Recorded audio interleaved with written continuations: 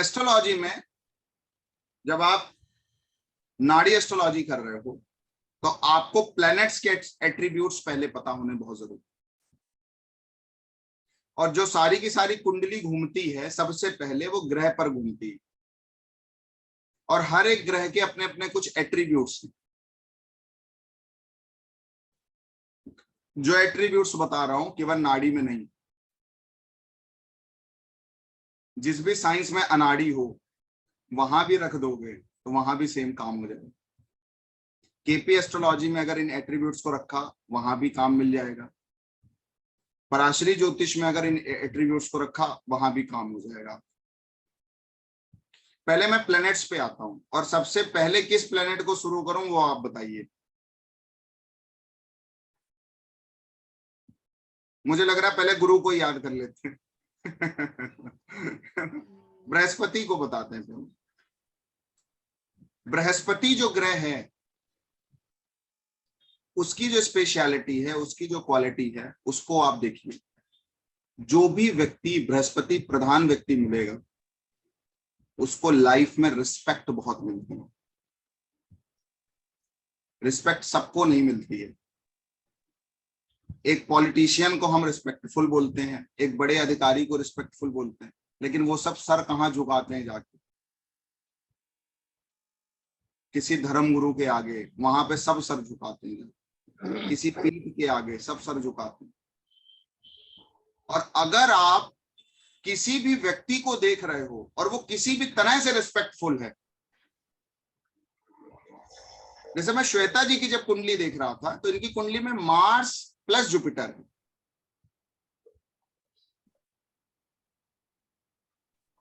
Mars होता है आपका पति एक फीमेल के लिए, और जुपिटर होता है रिस्पेक्ट। ऐसे लोगों को केवल और केवल अपने पति से एक ही एक्सपेक्टेशन होती है कि आप मुझे रिस्पेक्ट दो। आई एम राइट और रॉन्ग श्वेता जी? मुझे कुछ दो ना, रिस्पेक्ट मिलनी चाहिए आपसे। जी सर। अच्छा, इंडिया में बिजनेस लेवल पर सबसे रिस्पेक्टेड पर्सनालिटी कौन है जो अभी जीवित? राष्ट्रपति? नहीं, बिजनेस लेवल पे मैं बात कर रहा हूँ, बिजनेस टाइकून। रतन टाटा। सबसे ज्यादा रिस्पेक्टेबल पर्सनालिटी कोई नहीं है? रतन टाटा जी है। अगर मैं ग्लोबली बात करूं ना तो भी उनका बहुत नाम है। मतलब उनके जितना रिस्पेक्ट इंडिया में तो किसी को नहीं मिलती जितनी उनको मिलती, और लोग दिल से देते हैं। उनकी कुंडली उठा लेना, मरकरी प्लस जुपिटर। जिस भी व्यक्ति को एक्सट्रीम लेवल की रिस्पेक्ट मिलेगी किसी भी एक चीज के थ्रू, हम लोग क्या बोलते हैं, भाई उनसे बढ़िया बिजनेसमैन कोई नहीं है, यही तो बोलते हैं ना अपनी जानकारी में। शब्द तो यही है ना हमारे, बिजनेस मरकरी, मरकरी के आगे जुपिटर, मतलब रिस्पेक्ट। और जुपिटर जो है ना वो केवल और केवल रिस्पेक्ट ऐसे नहीं मिलती है। जुपिटर है क्या? एक आप बुक पढ़ते हो और 12th तक वो चलती है, उसको बोलते हैं मोरल वैल्यू, नैतिकता। ऐसे ही रिस्पेक्ट देते हैं क्या हम लोग? मोरल्स जो हैं वो कूट कूट के भरे हैं रतन टाटा जी के अंदर, इसलिए तो रिस्पेक्ट देते हैं ना। जो आदर्शवादी है,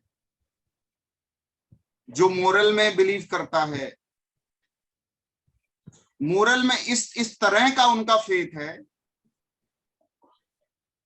इस तरह से नैतिकताएं भरी हैं कि वो उनकी कंपनी में काम करने वाले किसी व्यक्ति को जल्दी निकाला नहीं जाता है।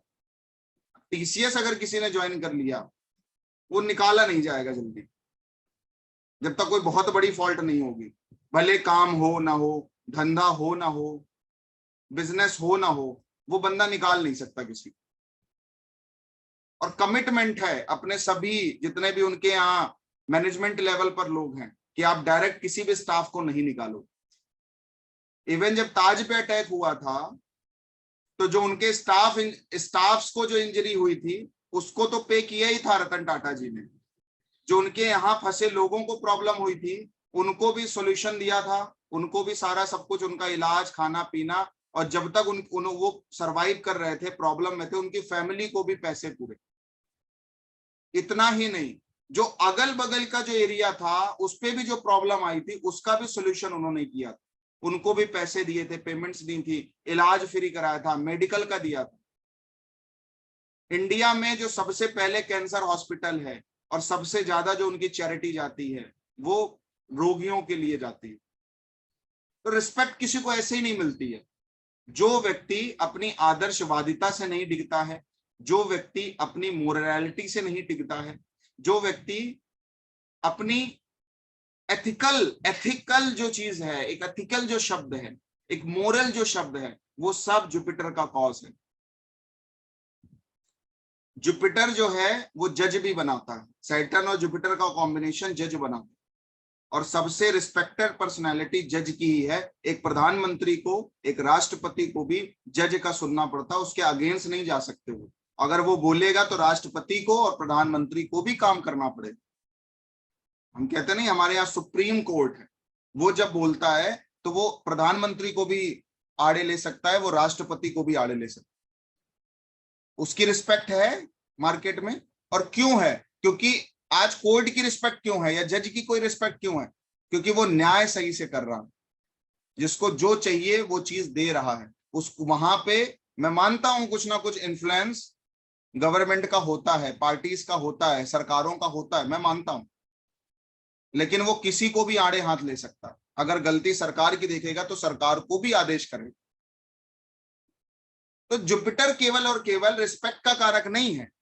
एक जो एडवांस रिस्पेक्ट मिलती है दिल से, वो जुपिटर के थ्रू ही मिलती है। और कोई भी व्यक्ति के किसी भी चीज के आगे जुपिटर होगा तो उसकी एक्सपेक्टेशन भी होगी कि ये चीज के थ्रू मुझे रिस्पेक्ट मिले।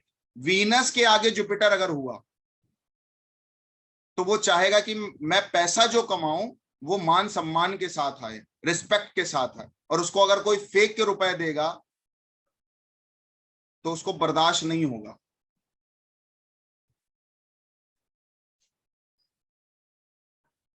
तो जुपिटर जो है वो सबसे रिस्पेक्टेड पर्सनैलिटी।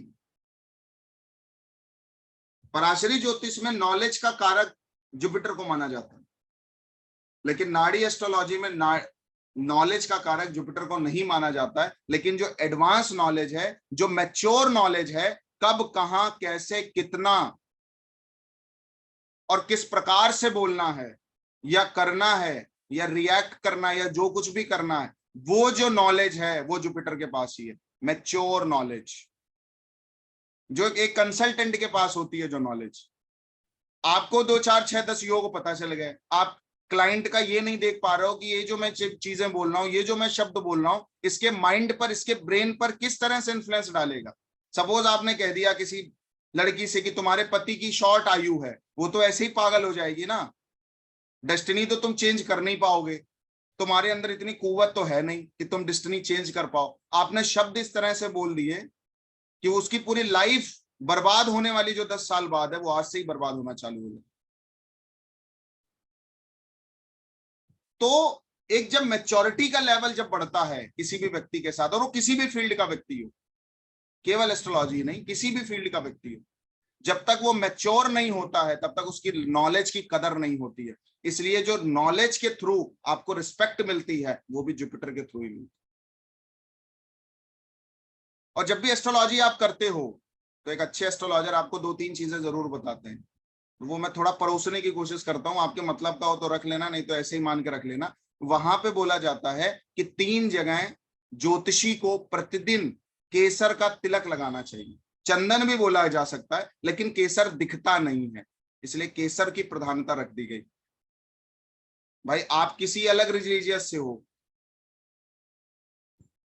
अभी कल मेरे से किसी मतलब लखनऊ के कोई पुलिस विभाग के बड़े अधिकारी बात कर रहे थे और वो मुस्लिम थे। तो मैंने कहा मैं आपको जो रेमेडी बताता हूं, जो मैं आपको रेमेडी बताने जा रहा हूं, वो आपके धर्म से कनेक्ट करके ही बताऊंगा। मैं आपको